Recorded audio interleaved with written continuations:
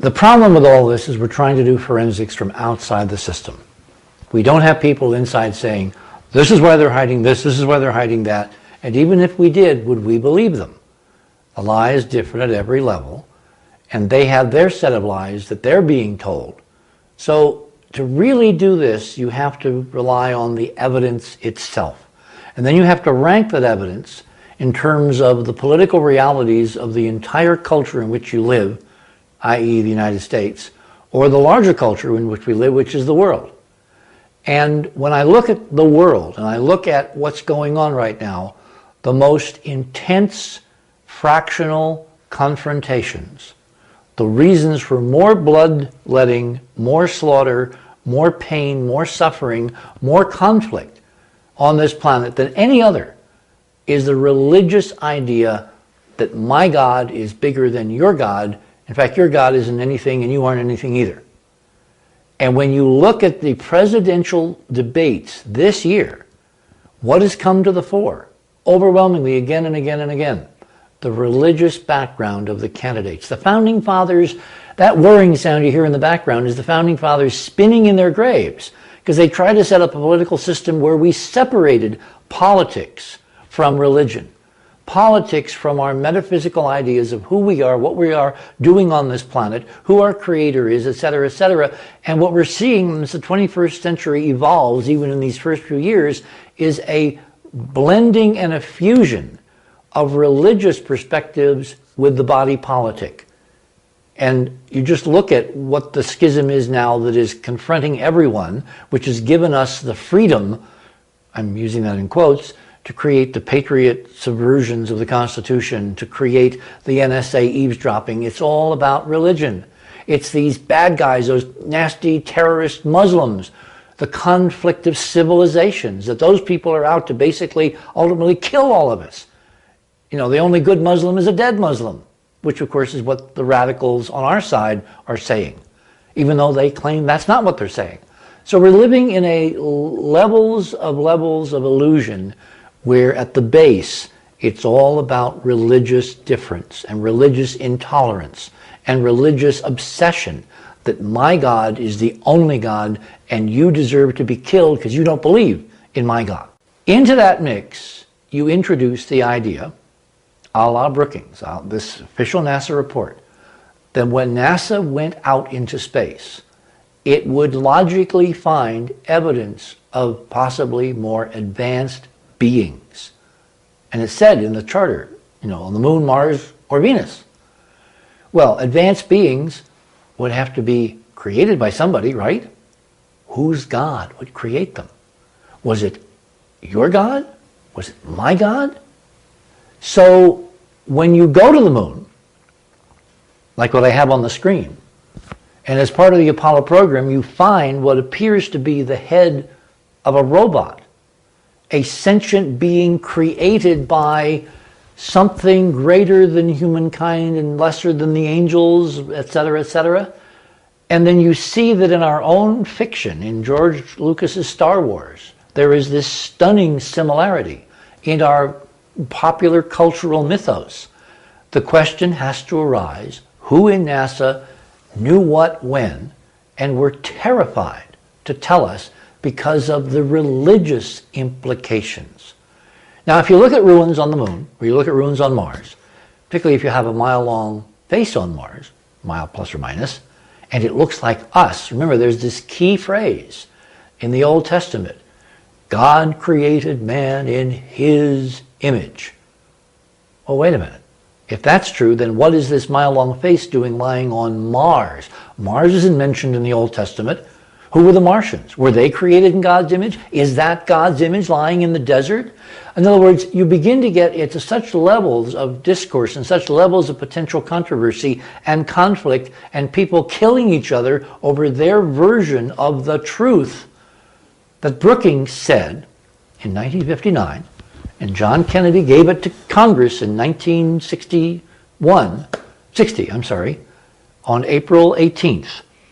That it's better to leave all of this alone, to not let anybody know about this, because all they'll do is kill each other over whose God is behind this new version of the truth.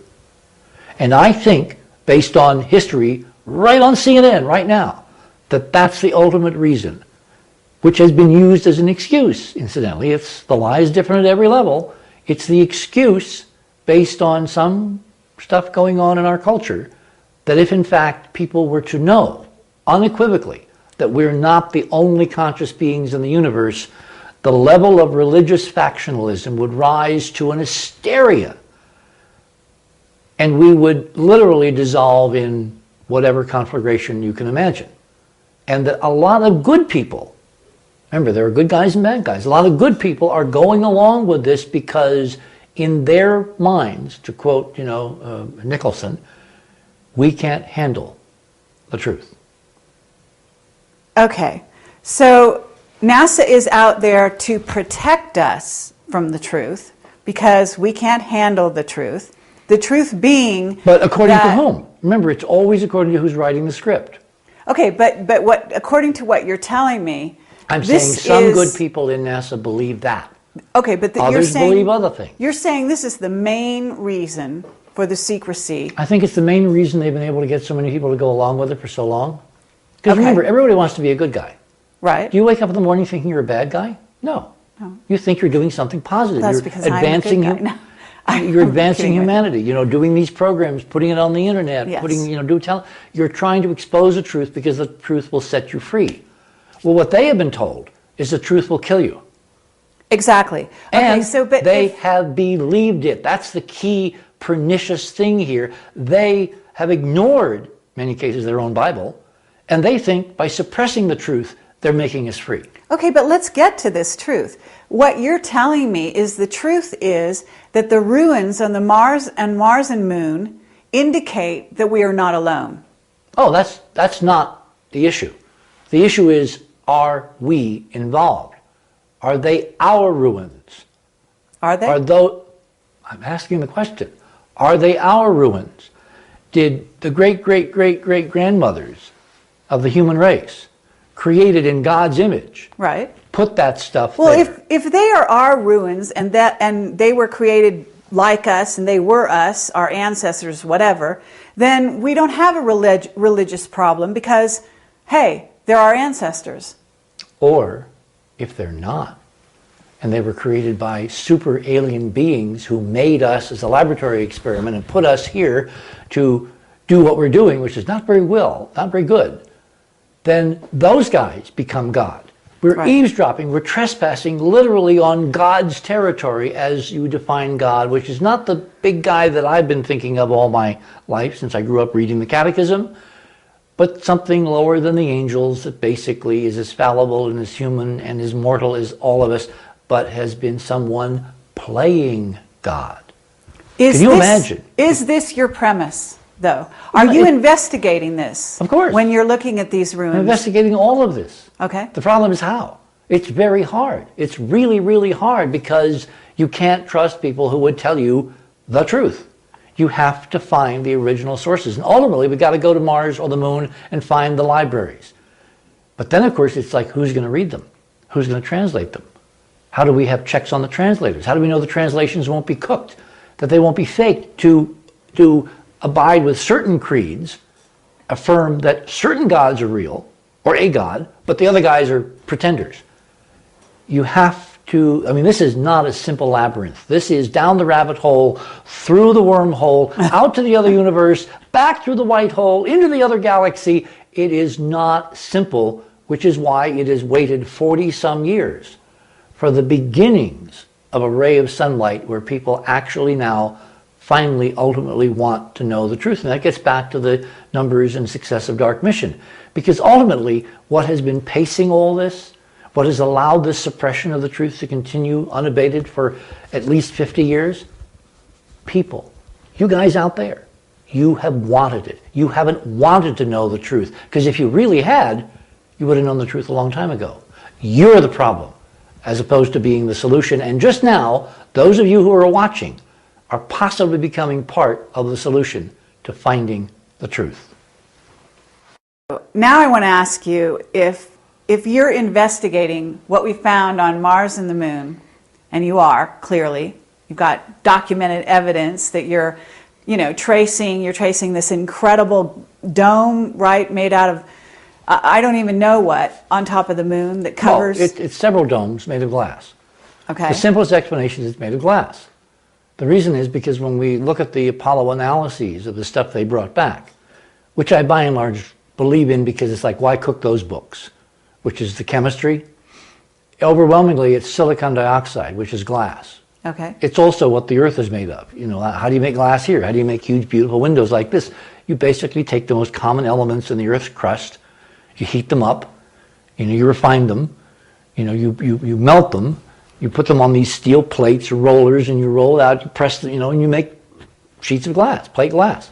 So it looks like the lunar ruins are made out of the most common material you find on the moon, which, by the way, when you make ruins, structural buildings out of glass on the moon, they're 20 times stronger than steel.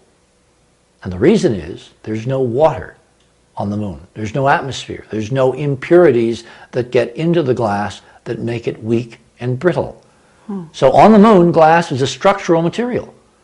And it has, if you dope it with various minerals, metals, you can make it do all kinds of cool things. Like you can make it photochromic, where when it's exposed to sunlight, it gets dark, like sunglasses, where they darken down automatically. And then as the lunar night would come, it would open up. You could make it radiation resistant. You could make it semi-transparent, so only certain wavelengths come in, other wavelengths are blocked. On the moon, on the front side, if you're at a place called Sinus Medi, the Middle Bay, when you look up directly overhead, there is this gorgeous Earth hanging overhead, spinning on its own axis, with clouds day after day, week after week, month after month. The best real estate on the moon to see the Earth would be right there, and that's where we found our first amazing set of ruins. In fact, would you like me to show you what some of those ruins look like? Sure. Segue. Okay. As part of our lunar investigation, going back now to 1996, which is 11 years, I brought in a variety of experts in Enterprise to look at various aspects of this impossible to believe story at first hand. Namely, that Apollo went to the moon. The astronauts went there specifically chartered by NASA, by the president, as a mandate to go and find the technology secretly and bring it back and back engineer it. And that the Apollo, the race with the Russians to get to the moon before them, was a cover story. And we know that now because we have memos, which are in the book, in Dark Mission, from the White House, from the State Department. We have testimony from Premier Khrushchev's own son, Sergei, who was a fellow, I think, at Brown University, who confirms that from the moment that Kennedy walked into the Oval Office in 1960, after he was inaugurated on that afternoon of January 20th, he opened a dialogue with Premier Khrushchev, attempting to get him to go to the moon together. Now, logically, this is nuts, because if we're told all these years that the reason we went to the moon was to beat the Russians, why were we going to the moon at all? Spending all that money at all? Doing anything out there if it wasn't to beat the Russians, if in fact secretly we were trying to go with the Russians? The only logical answer is there was something there that Kennedy felt was of overriding importance to humankind, to civilization, no matter where it is on this planet, that we had to share with our arch enemies in the Cold War. And ultimately, as we document in the book, it looks like they killed him for it. And then a few months later, they imprisoned Khrushchev and kept him under house arrest until his death, several years after that. But ultimately, behind the scenes, we may have gone to the moon with them anyway. Isn't this We right? don't know. Again, Okay. we don't know. Okay. The gaps in the record are still big enough to fly the Enterprise through. What we do know is that we went. That Apollo went to the moon. We had 6 missions, incredible missions. We had one that didn't quite work the way we wanted it to, 13, which in itself has interesting gaps that I'm looking at in my copious spare time. But what we know now from the photographs they brought back, the photographs that I have looked at in the NASA archives, physically held them in my hands, photographs now leaked all over the web, all over NASA websites, all over the world for anybody to download and use a modicum of image processing like Photoshop or Corel Draw or whatever to basically turn up the gain, turn up the brightness. Look at what's in the sky, which should be totally black. You'll find this. Now this is actually a perfect idealized version of what you're going to find. This is a grid created by one of our experts, an architect named Robert Feartek, who we talk about in the book, who I brought into this back in the mid-90s to analyze the photographs and tell us what was there from a structural, constructional perspective. So what Robert did is created this grid in the computer. And then what we did was to look at some of the photographs. For instance, this is a Hasselblad image from Apollo 10. The frame number is AS1032-4810. So you can go to the archive and go to the website, download this picture, and you can see there are hints that there's something in the sky, really classic lunar terrain below. All you do is turn up the brightness. Remember that song, Turn Up the Volume? You turn up the gain. And you see this stunning grid work in the sky. Grid work which, this is a close-up now, does not belong. It's three-dimensional. It's rectilinear. It's girders up and down. It's stringers left and right. There's no doubt in anyone's mind who has anything to do with construction, has even built a house, that this is real. It's not scratches. It's not image weirdness in the chemistry bath of the developing of the film. It's real 3D manufactured stuff. Okay, And it doesn't so belong what's there. your theory on who manufactured that? Well, that goes back to the photograph I showed you a few minutes ago, which was the head. Oh. Well, the head is kind of anthropomorphic, isn't it? Mm-hmm. If we believe in biological evolution, if we believe in Gaylord Simpson, who was the expert at Harvard back in the 1960s, who laid out this kind of Bible of human development, which Carl Sagan then ran with. Human beings are totally unique. The way we look, our face, our features, our proportions, 2 arms, 2 legs, all that, if you were to run Earth's history again, you wouldn't get anything looking like us at all. And the reason they say is because if you look in the oceans, you look on land, you look at all the various species, you look at the extinct species, look at the fossil record, the only guys that look like us, we now know are genetically related. The simians, the anthropoids, the apes, the monkeys, there's a family tree here. Darwin was right. There is a family to which we have somehow been derived. And perhaps some of the extraterrestrial visitors as well. I don't know. We don't know that. We don't know that. Again, I'm dealing with actual data I can touch. I do not do UFOs because I have to depend on stories. If you're depending on stories, you're at the mercy of anybody telling you the story. If you depend on actual documented evidence that's in an archive that anybody can download, you're in a completely different ballgame. And so I listen to the stories, I try to cross-correlate them with the data, but we are data bound. That's what makes Enterprise different from anybody else trying to do this thing. We have data. Okay, so anthropomorphically, they look like us. Yes. What has that got to do with what you're finding on the moon? I'm getting there. Okay. Yes. I always try to get someplace. Sure. Right? So back to the robot head. Yes. Why does the robot look like us? It could look like anything. It could look like R2-D2. Remember, R2-D2 did not look like us at all. Right. Cute and, almost like a little trash can, Yes. with blinking lights and a beam and all that. He looks like C-3PO, who is an anthropomorphic robot in human image. So the fact that Apollo went to the moon and on Apollo 17, Gene Cernan and Harrison Schmitt may have seen that thing. They may have picked it up. They may have brought it back as part of their mandate. We don't know any of those facts yet because they're not talking. Why do we have a photograph of it? There are like 15 photographs of it. I know, but did they take the picture? They took the pictures. But when you take a picture on the moon, remember, they're not looking through a viewfinder. The camera was strapped to their chest. I have a photo. The fact is, the only way you aim the camera was with your body in your spacesuit. Okay. And you're sitting behind a glass. Hasselblad. Hasselblad, very high quality camera, but they're not looking at the scene. They're looking at the scene and they're taking pictures by moving their whole body, so they may not have even seen this. It was so far away. It's in the bottom of a crater which is the size of a football field. Well, who found it? I did. You do? I'm the first guy to find it, of course. What do you think? That's why you're here, aren't you? Okay, That's what we no, do over here. Okay, yeah. You know, read the book. You found a robot head in a photograph in the bottom In of the 14 photographs. It was photographed again and Amazing. again and again and again Okay. as part of the panorama sequence. Okay. We are trying now to go, we've gotten 2 copies of film, not just the web, but film, which was really crappy copies that were sent to us. And what I was able to do, edit, put computer robot comparison with C3PO, I was able to take 2 of those images and superimpose them very carefully, one on top of the other. This is a standard photo technique for amplifying signal and averaging noise, because every photograph has noise. If you do that, the mathematical equation says that you drive down the noise by the square root of the number of frames you can successfully, carefully superimpose. Ultimately, we got 14 frames to play with. I need higher resolution, but I've done some playing around in the computer with even those frames, and you get very interesting results. The 2 frames that were actually film that we used, we were able to superimpose them, and that's when the eyes popped out.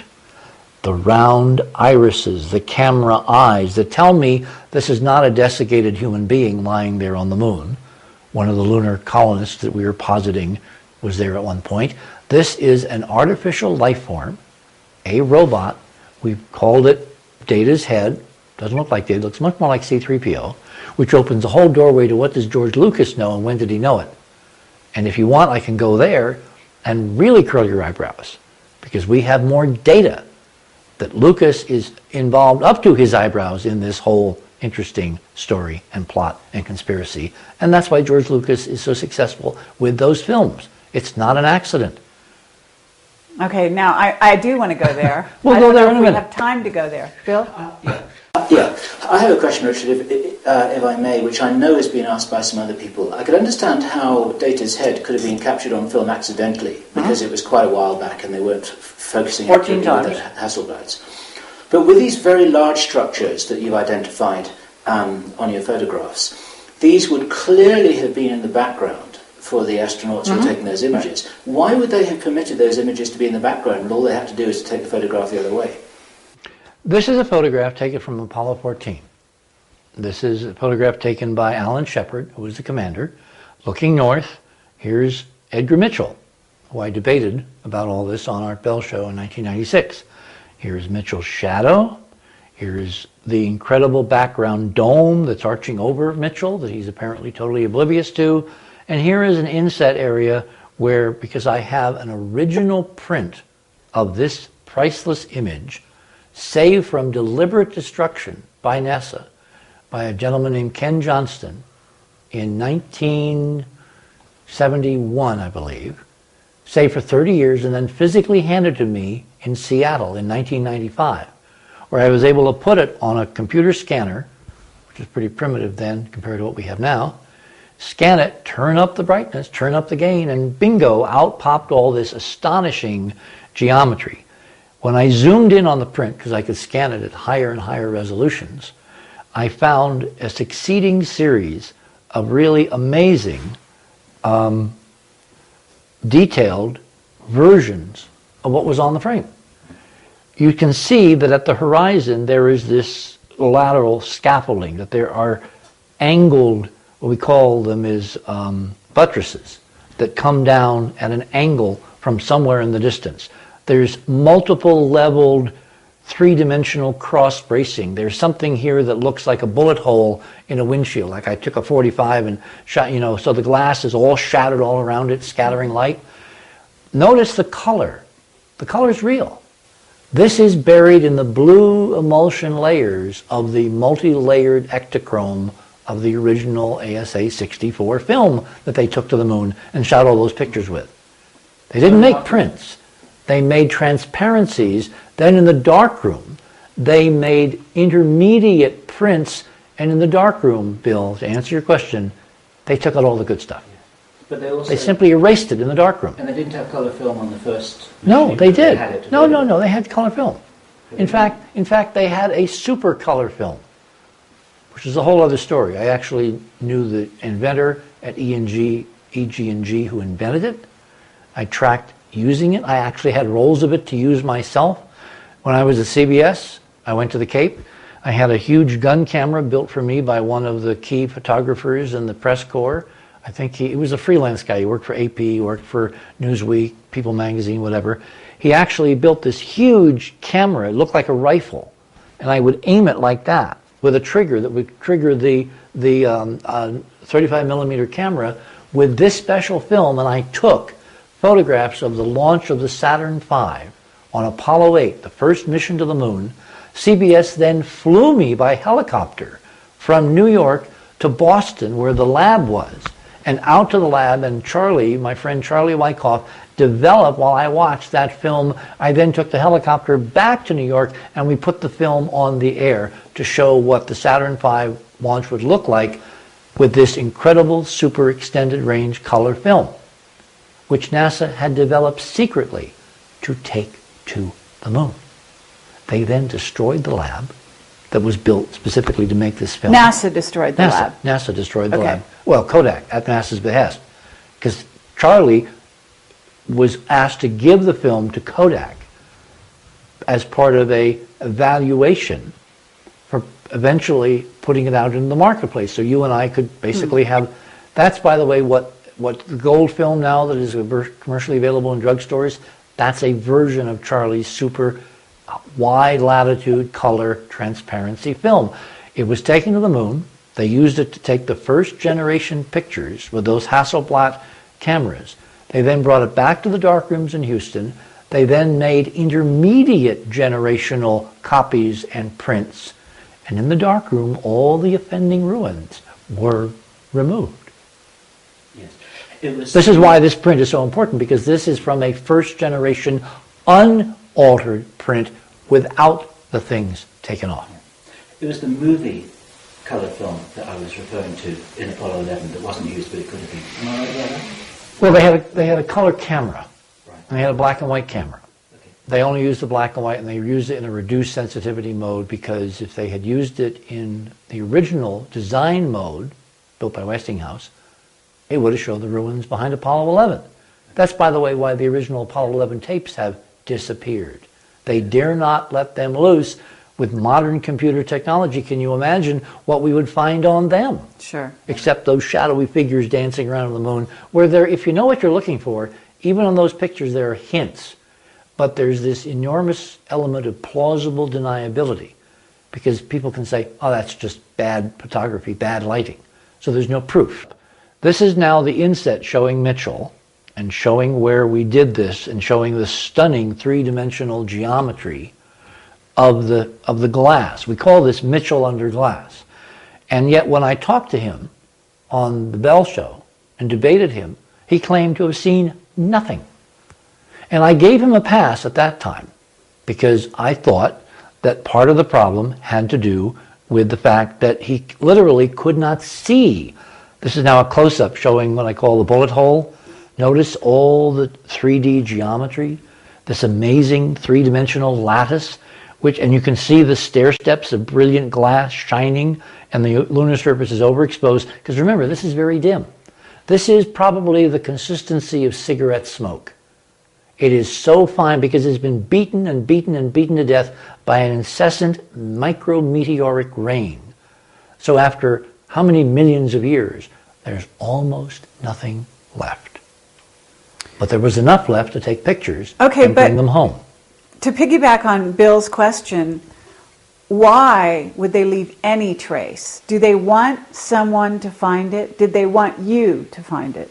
Let me continue the logic train, then we'll get to that. Okay. This is a light curve of human visual sensitivity. Our visual sensitivity peaks in what's called the yellow-green, which is where the solar spectrum peaks, by the way, so that's probably not an accident. And as you can see, as we go toward the red end of the spectrum, it gets really low down here. This is the sensitivity curve. This is 100%. This would be 0. So it's really way down in the noise. And as you get toward the blue and the violet, it gets very noisy. So you really don't see, at low light levels, much of anything in the blue or the red. You may see a little bit in the green. But film, of course, has a very different sensitivity. So now we come to the astronauts. Each astronaut was outfitted, we were told, with a gold visor designed to protect them from ultraviolet light, like a sunscreen or Polaroid sunglasses or whatever. That's another NASA lie. I can prove it. Watch. If you look at the transmission curve of gold on plastic, and you look at the spectrum, and you look at the gold helmet, it turns out that the gold suppressed all the visible wavelengths of the bright lunar surface under shining bright sunlight and amplified the blue, meaning that those helmets allowed them to actually look out at the lunar surface and see the ruins of the domes.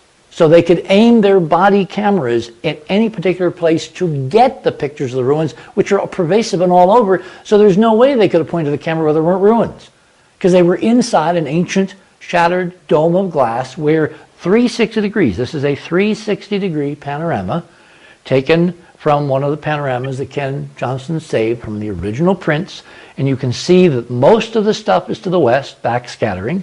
Notice the geometry here. Then as you move the camera around to the north, this is where Mitchell, this is Mitchell again. This is where the grid work was that we showed in close-up. Then you look toward the sun over here and toward the south. There's much less over here. You can see that it's almost dark, the way it would be if there was no glass. And then finally back to the west again as it begins to build up in what we call backscatter, where the light is kicked back. So this panorama, taken from an original NASA print, saved from destruction by Johnson 30 years ago, somehow this print knows where the sun is. And there's no way that any accident of chemistry, development, bad lighting, light leaks, whatever. I mean, a light leak would be toward the sun, right? Why is the biggest portion of backscatter in the sky directly opposite the sun as judged by the astronaut's shadow? In other words, his very body is shielding the camera lens from seeing any sunlight. Now, I know that some people watching this will want us to ask this question and they want to hear your answer, and that is, some people say that you got hold of a conspiracy, but you got hold of the wrong one, because what you got hold of here is evidence of back structures on a big screen in the Nevada desert, like the Truman Show. And that's what was actually being kept quiet. Now, it's not a stupid question, but I'm sure you got an answer. Let's hear it. We go into the book in this in great detail. To my mind, there is zero probability, and I rarely use the word zero probability, that the lunar landings were faked, given all the politics, given the Nazi backstory of what they were looking for, given von Braun, given the Kennedy-Khrushchev thing. Why would we go if there wasn't something there to go for? But the actual proof that this is not done in a studio and is actually for real comes from an anecdotal story of my own eyewitness testimony, meaning I was at JPL when we made the transition from Downey up to JPL to cover the Mariner 6 and Mariner 7 mission. And I was there as someone in the auditorium being escorted around by the head of NASA Public Affairs for JPL, named Frank Bristow, was walking this guy around who was putting some little pamphlet on every reporter's seat in the auditorium, and then was led outside to hand personally a copy of this memo, whatever it was, to every reporter who was in the press room waiting for one of the press conferences to begin. So I got one and I read it, and I was flabbergasted.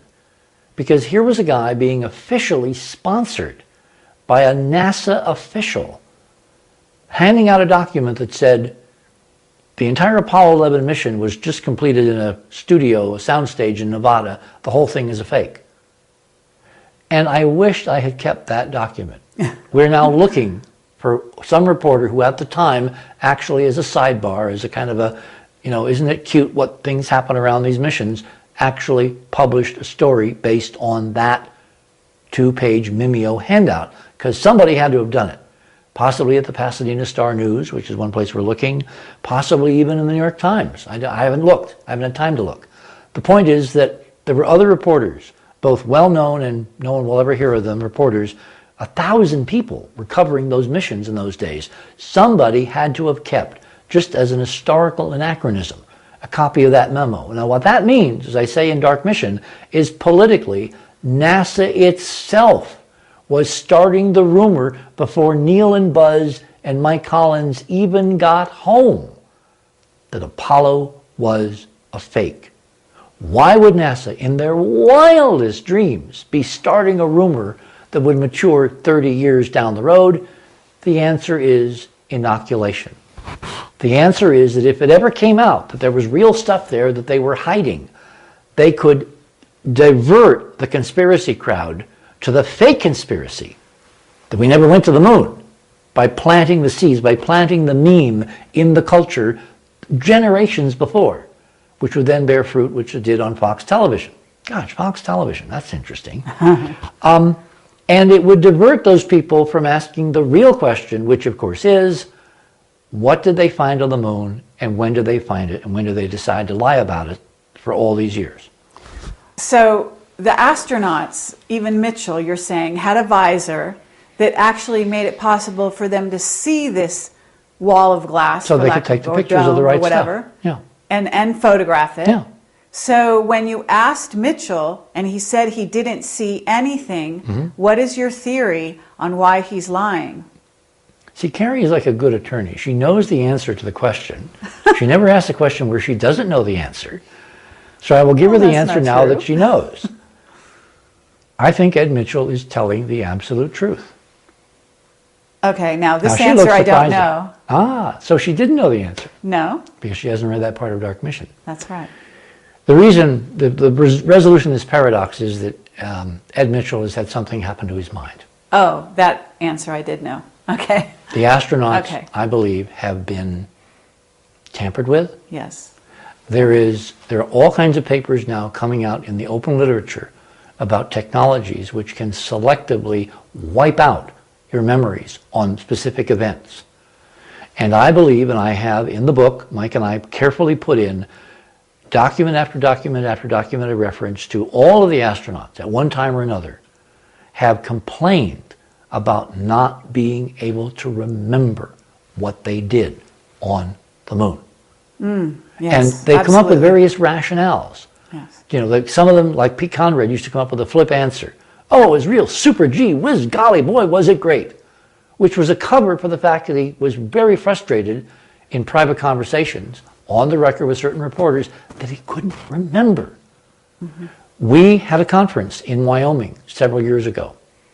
Wyoming is a hotbed of CIA and ex-Intel guys who are all bought big, beautiful farms and ranches so they'll keep their mouth shut.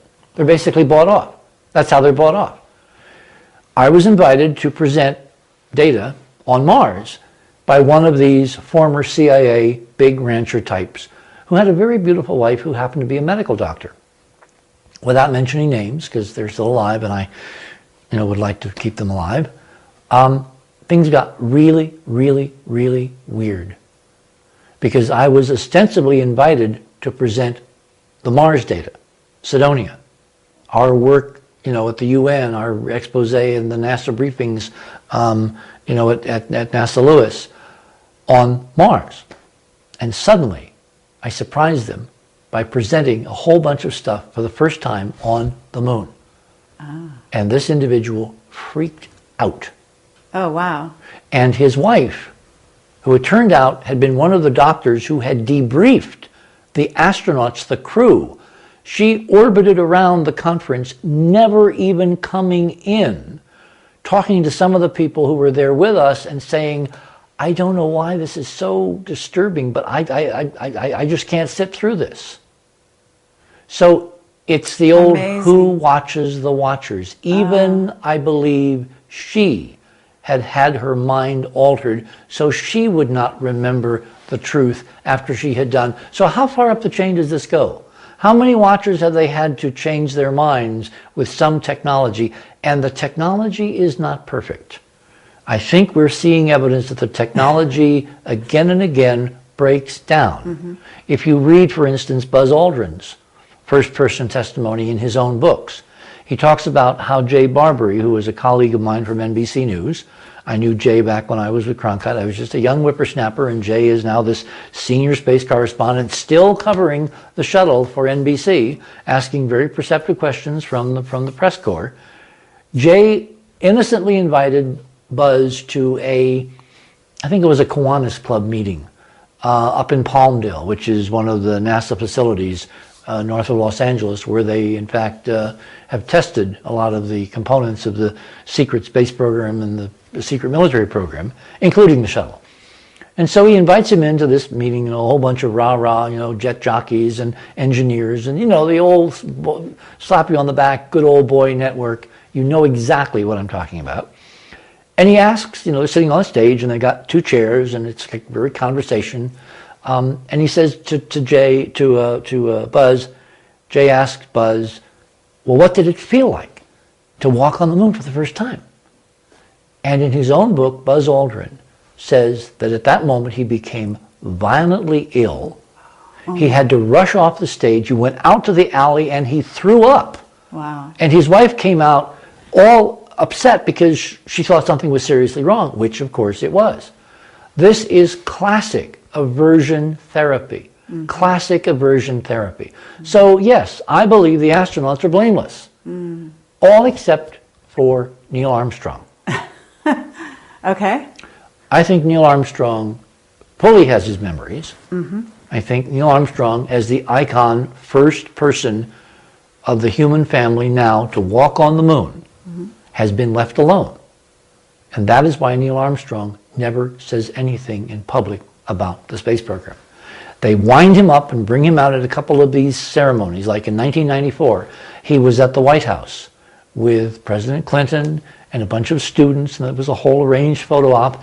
And he stands there making a speech, and I had someone the other night analyze the body language and his voice and talk about how incredibly nervous and incredibly upset he appeared to be, which you can see on tape. We have the tape. And what he started out by doing was comparing all the astronauts, the entire astronaut corps, all his colleagues who landed on the moon, to parrots. Mm. He said, and parrots don't fly very well.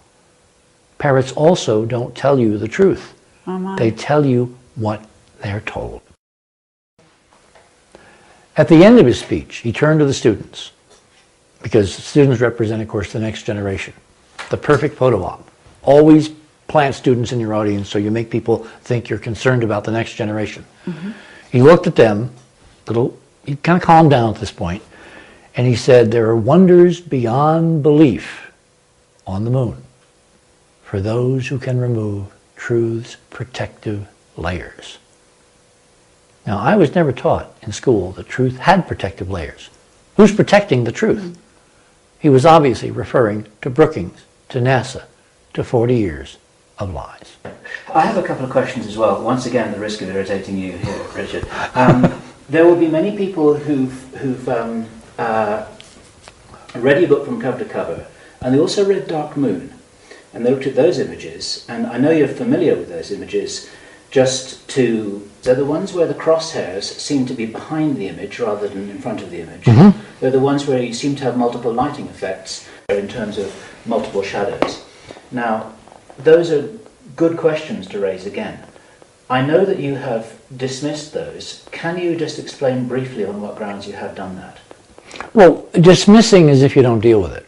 What we have done on Enterprise and in Dark Mission is we have dealt with most of the common questions very effectively and very scientifically, and I think we have been able to put the issue to rest, because what people who naively raise some of those questions don't know is the secret technology that was used to take the pictures.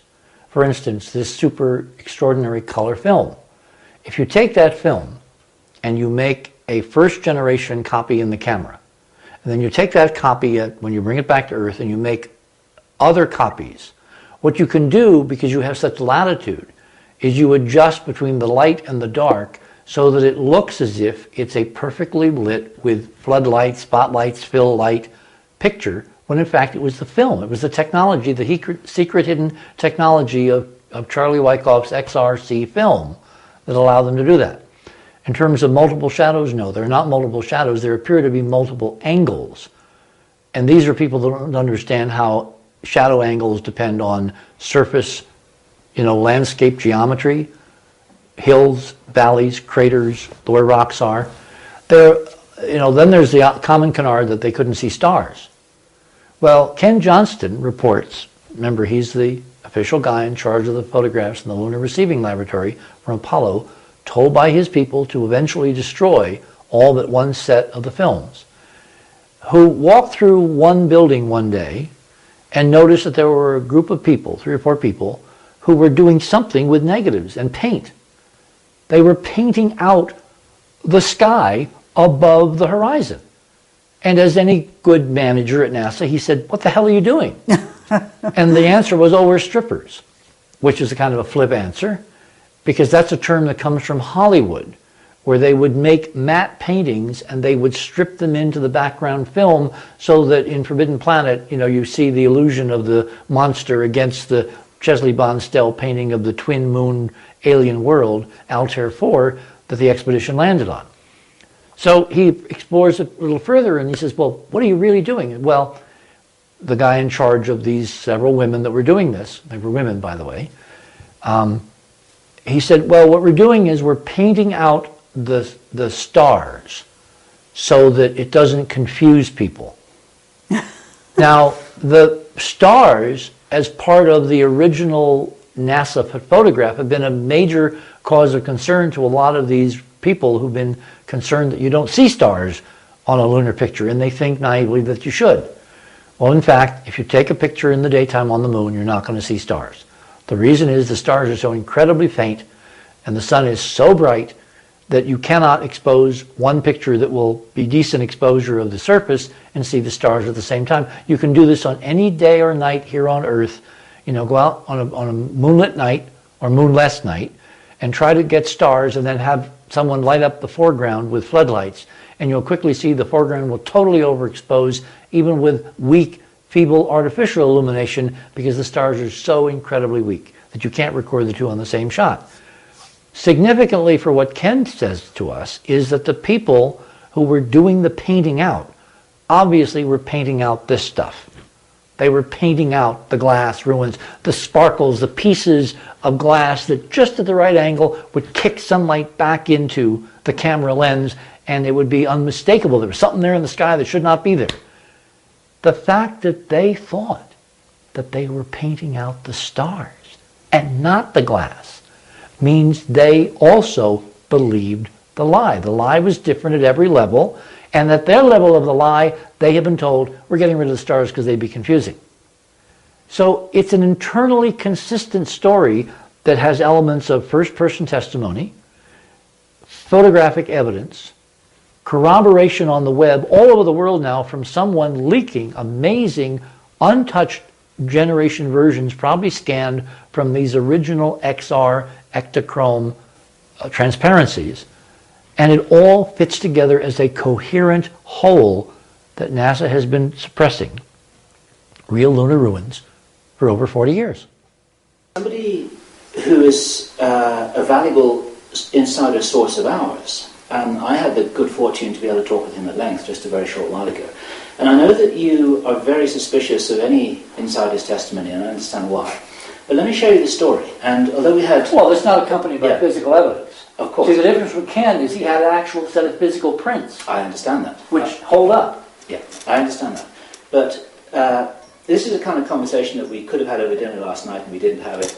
I asked this guy, and had a lot of conversations with him about a lot of things, and I thought, I never asked him whether we went to the moon or not. And I said, "Hey, did we really go to the moon?" And there was the longest silence. And I didn't know what he was going to say. It was like a really, really long pause. And eventually, he said, "Yes." And he said, "But it wasn't that simple," he said. He said, "We went there with help."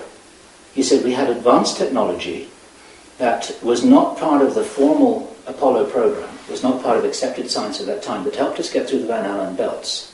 And actually was also built into the LEM that enabled it to take off without leaving a blast crater and so on and so forth." And he said the astronauts were aware of this, and this is the reason that he attributed to their reluctance to be interviewed and so on and so forth. He said it's a very complicated story, that he said most of the missions went to the moon. I didn't push him on that. But he said, he said those guys, he said it was all set up on a fake stage. That's not true. But some of the stuff was actually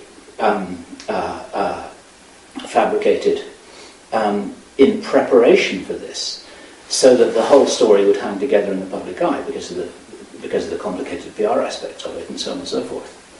Now, Do you know this person's background? yes, I do. You know what role he played in NASA? He wasn't in NASA. He wasn't in NASA. Okay. He's worked in a lot of black projects. He was an electronic specialist. He had the opportunity. He worked in Livermore. He worked for a lot of black projects. He knew You people. worked for NOAA. He asked questions. He wasn't involved in NASA. He wasn't involved in the program. Without talking to him myself, because I think I know who you're talking about, my impression would be that he's another victim of the lies different at every level.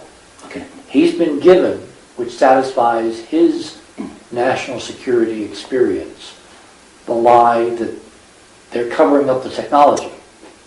I Because understand. nowhere in his lexicon are they covering up ancient ruins. Yes.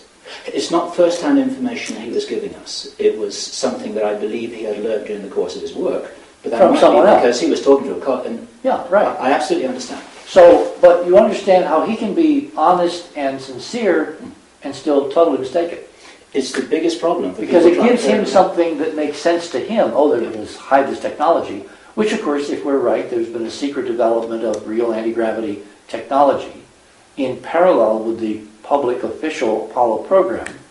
There are people, in fact, Joseph Farrell is one of the people in his books, this is before he got together with me, who raises this as a possibility. In fact, all the people that look at those LEM liftoffs and don't understand what they're seeing, because they don't have the proper background in physics.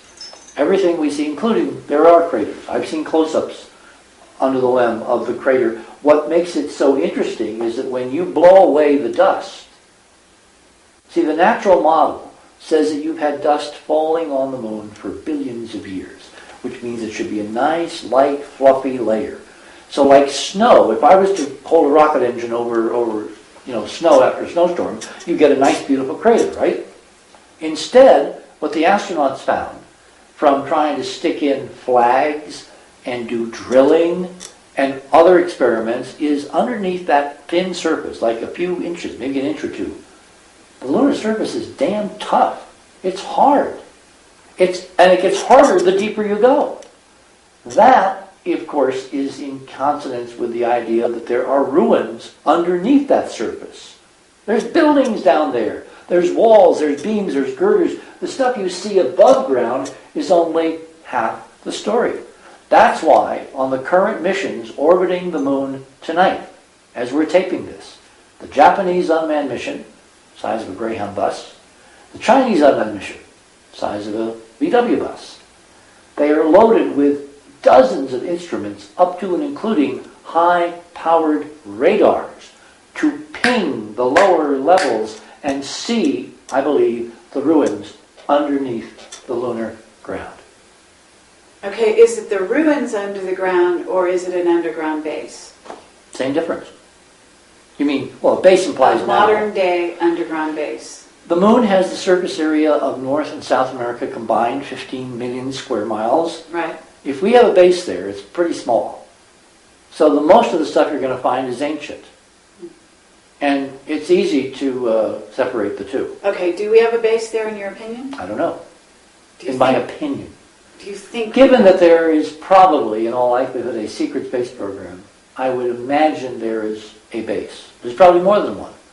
You can't do everything from one place. I mean, could we explore this planet from one base? If you have the technology that can get there in a couple of hours, effortlessly, using anti-gravity, and we do have shuttle video showing this technology, which I loaned to Art Bell some years ago, and he really kept a secret. I said, Art, just sit on this, don't tell anybody. And he kept a secret. I eventually gave it to Whitley Strieber through Art. It wound up on NBC as part of Whitley's program. I firmly believe that stuff is our stuff. That we're not looking at ETs, we're not going to look at little grays, little alien guys, we're looking at our secret space program. And there are reasons, again, very careful reasons laid out in the book, why I think it's our stuff. Well, if that's true, it would be silly to imagine that we hadn't built a base or bases on the moon. If for no other reason, you need a place to function to loot all this stuff and bring the good stuff home. Okay, we've heard that there are auroras flying shipments back and forth, and I guess people, I don't know. Well, Aurora is a code name. It could mean anything. Oh really? We know in the 1980s there were a series of sonic booms in the air over Los Angeles, which were recorded coming in over the Pacific and then landing probably at Edwards, the super secret research facility up there. We heard that they were Aurora. That's all we know. Remember, this is, a mystery wrapped in an enigma shrouded by a constant veil of lies. So getting at the truth, unless you've got pictures with a paper trail, with a pedigree, you can't believe. And even these, you have to do some decent analysis to understand what you're seeing. I mean, there are people that look at this and they say, Hoagland, I have a damn clue what I'm looking at. Because they don't understand how to think in terms of simple optical physics. They've never driven toward the sunset in the afternoon with the sun shining on their dirty windshield to realize that they're seeing dirty windshields. Okay, a key prediction. Remember, science is nothing if it's not prediction. A key prediction of the whole lunar dome model, the ancient lunar dome model, that somebody was there, they lived there, they built incredible, extensive stuff. Apollo was sent there to find out what they could bring home with the primitive rocket technology of the 1950s and 60s. We're doing a lot better now, by the way, secretly. And one of the key predictions of the model is that if you have glass domes, glass ruins, people who live in glass houses see prisms. They see stunning arrays of color. And if you lived in a glass house and you looked at the sun or you looked at the reflections and all that, you should see prisms over and over and over again. In these photographs, the model says that we should be able to find prisms. So I started looking. And this is a picture from Apollo 17. You can just see a hint. This is one of the newly scanned, leaked images that somebody's putting 16 megabyte files. So anybody out there can go to the web and download them and use Photoshop, and bingo, you'll confirm exactly what is there. If you turn up the gain, right up here, above these mountains, which aren't mountains, by the way, they're old eroded ecologies, you find a prism. You find a stunning color shard of glass, spectrally refracting light. Now, in the model that was raised earlier, that this is all done in a soundstage, because sound stages would be made of steel and aluminum and, things you build out of. We don't build out of glass here because glass is fragile. Glass breaks down. Glass is not steel on Earth. Only on the moon is it 20 times stronger than steel. So this, if I had to bet the farm on one piece of data that we're right, it's these prisms. Because in looking at these photographs and looking at the way the color emulsion of the ectochrome, the super ectochrome that Charlie Wyckoff, my friend who I worked with and used this film for him, developed, I know that those three layers, yellow, magenta, and cyan, when converted into a color ectochrome transparency, were obviously able of recording. Here's another one. This one has a prism going up and a prism going down. It's called birefraction. It's a double refraction. And as you look through, here's a comparison. The one I showed you first, here's the second one. Notice the angle is different. That's because it was taken at a different angle in relation to the sun. So the physics of the refraction, of the formation of the prisms, here's one of my favorites. This is the PR shot. Cernan wearing the commander's stripes with the flag, but if you look up here in the darkness, in the dome that's over Taurus Littrow, and you enlarge it, lo and behold, you find a prism, a double prism. And you can actually see it's aligned with the stringers in the glass. There's another one here. There's another one up here. These are overwhelming proof, an optical physicist's proof, that what we're seeing is in fact real. Here is probably my favorite. Here is Harrison Schmitt in the moon, lunar landscape, Taurus Littrow Valley, gray landscape, everything we've been told. Here's a color chart, all right? Here's our calibrator, red, green, and blue. This is the grayscale. It's called a gnomon. They would put this out in the photographs to calibrate the color. Well, the color is strangely unsaturated. It's like NASA, when they put these out, they've turned down the color. You want to see why? Because when you turn the color back up to the way it should be, bingo, you have sunrise on the moon. You have layered sunrise, just like looking outside here. As you're filming this, look outside, you will see the same layering of light and color under the Earth's atmosphere, except we all know, and we can prove, there is no atmosphere on the moon. Just watch a star as it goes behind the moon some night. It does not twinkle. It disappears like that. So John Lear, dear John, you're wrong. There is no atmosphere on the moon. But there are these huge grids of glass. And when you look in the right way at these pictures, remember, this is an official picture. Not only do you see the color spectrum of a sunrise, but right here, there's this nice, incredible prism made of glass, refracting sunlight back into the camera. And notice the angle. It's almost horizontal because when Saarinen took this picture, the sun was to his back, he was facing almost directly away from the sun, and the geometry of the domes made the prism flat. This, to me, is overwhelming evidence of these ancient lunar domes. And we've learned that NASA is very happy to adjust the color of their images from the Mars images. Oh, instantly. Instantly. Wonderful. I'm done.